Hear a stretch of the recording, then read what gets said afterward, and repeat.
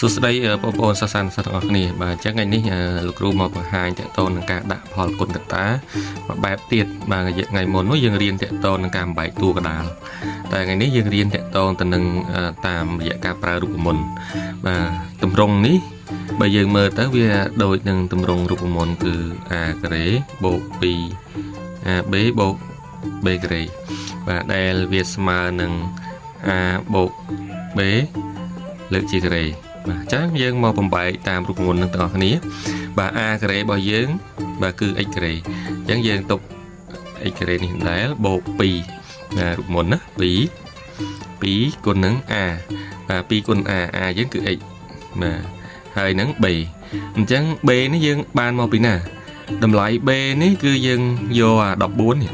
បាទយើងយក14នេះយើងមកបំបែកព្រោះយើងមាន2រួចហើយតាមរូបមន្តណាគឺមាន2ហើយអញ្ចឹង14នេះស្មើ2គុណនឹង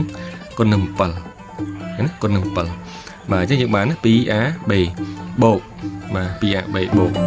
អញ្ចឹងយើងមកមើលថា7របស់យើងគឺ b មែនណា7គឺ b ហើយវាត្រូវនឹង49នេះ49វាស្មើនឹង7ការ៉េអញ្ចឹងគឺ b ការ៉េនេះតែវាចូលមកក្នុងរូបមន្តរបស់យើងគឺវាស្មើនឹងអីបាទវាស្មើនឹង a បូក b លើកជាការ៉េអញ្ចឹងវាស្មើនឹង x បូកនឹង7លើកជាការ៉េបាទដែល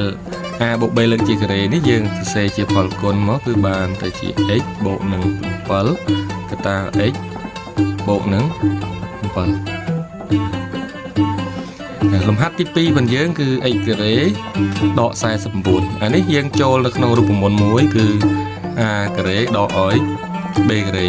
បាទវាទម្រង់នេះណាអញ្ចឹង a ការ៉េដក b ការ៉េយើងអាចទៅសេបានថាវាស្មើនឹង a ដក b កតា a បូក b ណាអញ្ចឹងយើងទៅសេវាចូលទម្រង់នឹងមកa ការ៉េរបស់យើងទុកដែល x ការ៉េដក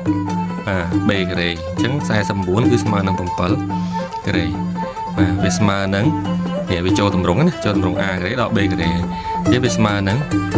a ដក b គឺ x ដក7បាទកតានឹង a បូក b x បូកនឹង7